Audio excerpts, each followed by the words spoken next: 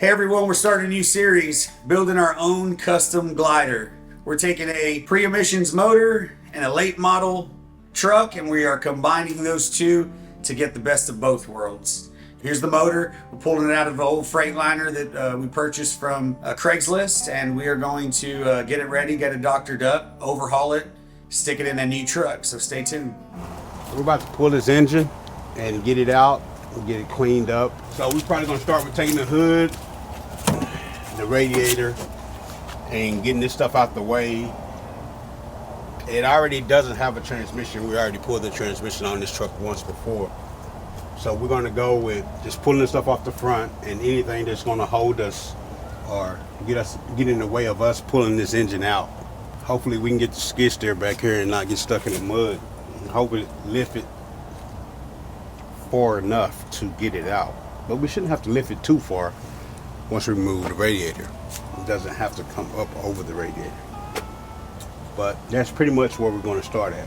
Gotta get some tools.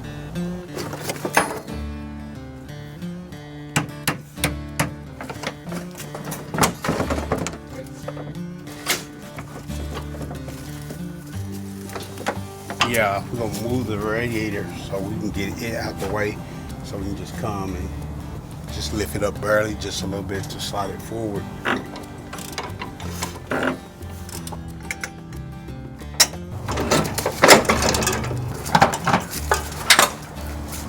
Okay, next, first I gotta get a bucket to put all the bolts and stuff in so we can keep track of that. Then we're gonna disconnect any hoses that's connected to the engine, any electrical just still connected to the engine, so we don't have anything bonding. We want to get ready to lift it and pull it out. Make sure we don't tear up anything in the process on the engine. But the more stuff we get out the way, the easier it is going to be to pull. So that's where we're at right now. There shouldn't be too much more. Just going back over and making sure that you have everything disconnected. Because the good thing about this engine is that it already had a lot of the components already pulled off, but this is a good engine, so we don't want to tear up anything pulling it. So just go double check and check again.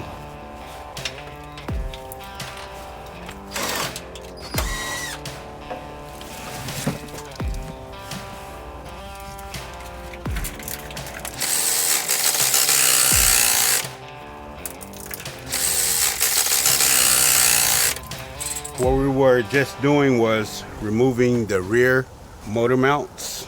There's one on each side. It's 4 bolts. There's 2 on that side, 2 on this side.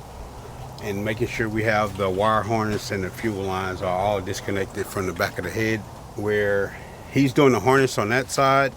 And we have 2 more other bolts up front that we have to get to before we actually start to remove the engine.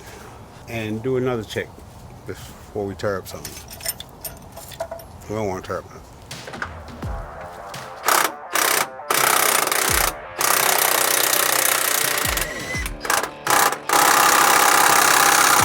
One more. Okay. Sometimes they be stuck and that impact won't break it loose. So we'll go back with a ratchet and get it broke, and then we'll go back with the gun. Yeah, a little bit more persuasion. You know, these trucks are kind of stubborn. They get stuck in their old ways. So we have to just, you know, we have to break them. There's nothing wrong. You ready? Yeah.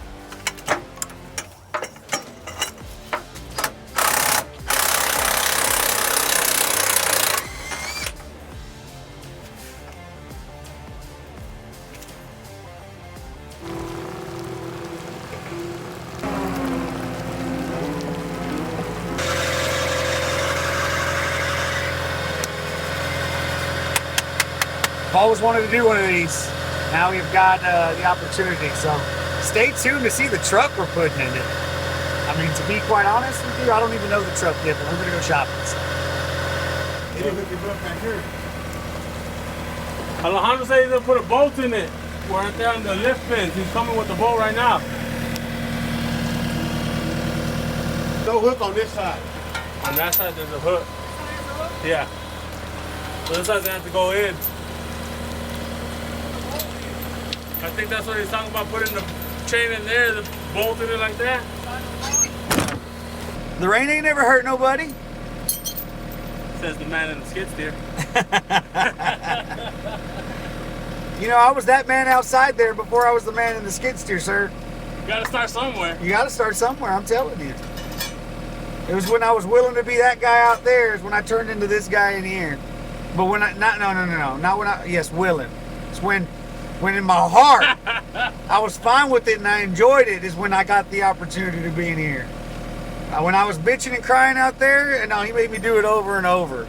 So, now, it's nice and warm in here. And dry. I prefer it out here anyway. Yeah? Too hot Tell in there. yourself it till you believe it. It's too hot in there. Tell yourself till you believe it. There you go, D. Now you reminded me of myself. Well, I'm saying that it has to be like this, depending on which side the hook's on. Or is the hook in the back of the motor? The hook's on the back of the motor.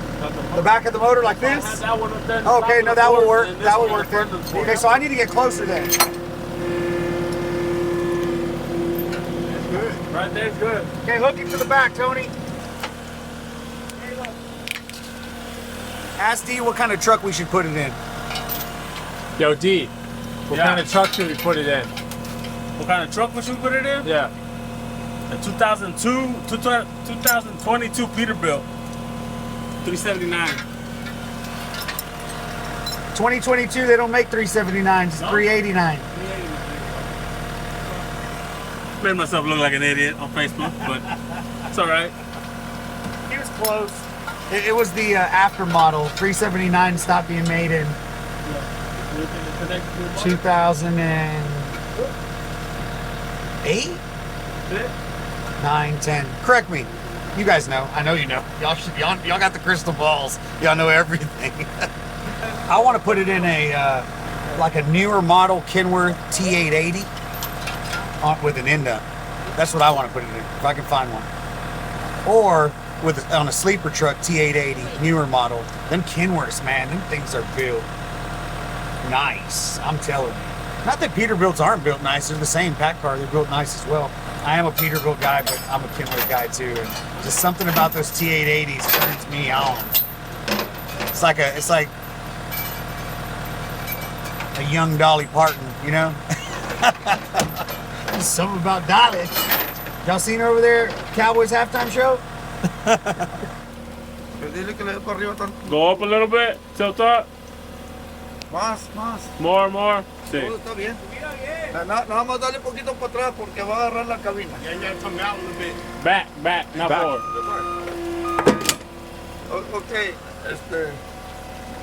brother, bájelo un poquito. You're gonna have to go down so we can move the chain forward.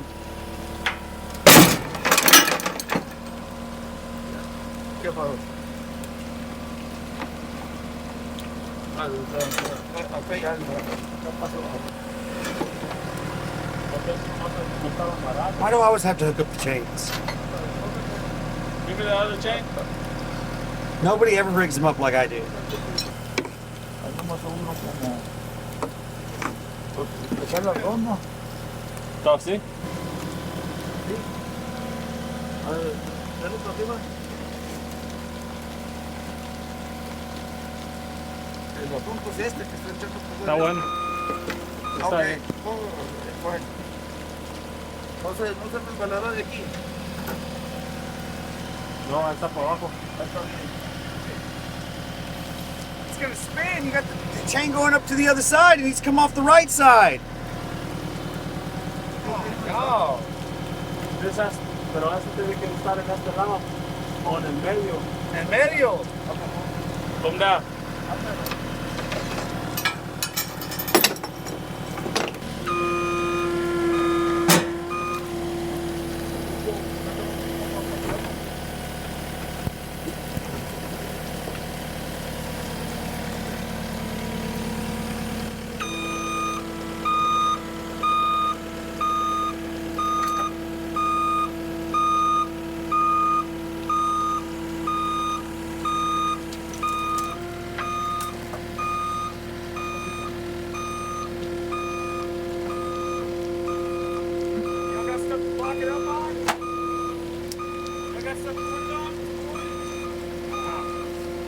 here? You're taking it over there, aren't you? Yeah.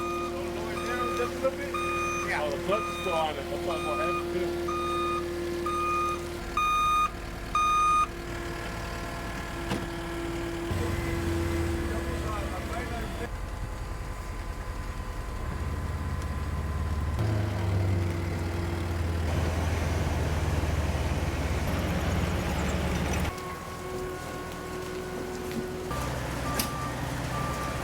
So one of the reasons why I bought that parts truck is because these Detroit 60 series, I have them in probably 7 or 8 of our trucks. You know, I am a Cat fan, and I do like the new Cummins motors, and Tony can't back up to save his life. He's about to take out the front end of that truck.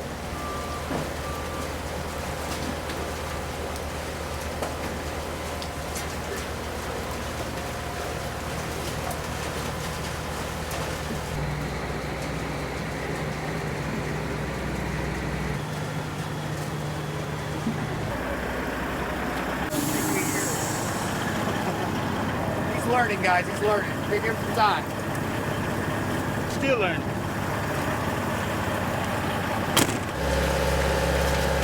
One thing people pick on the Detroit 60 series is they're always going to leak, which is not true. You just don't know how to seal them. Trust me, because the first 4 or 5 I couldn't seal them either. Eventually I learned how to seal them. There's tricks to them. It'll look brand new whenever it gets painted up and ready. We're going to get it all ready and set it in here because we're going to have a little bit of rain the rest of this evening. That way Alejandro can continue to work on the motor. It's going to give us a little bit more time. That way we can find a truck, a late model Kenworth or Peterbilt, or international.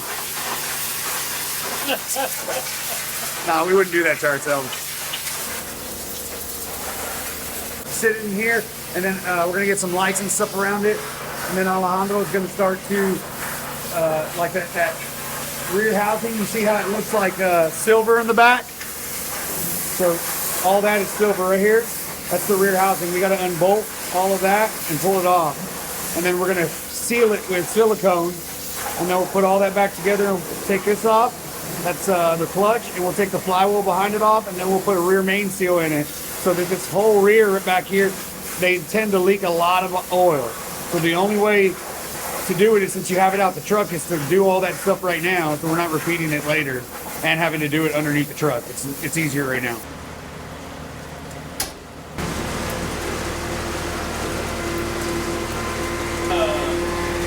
We should start buying that purple powder.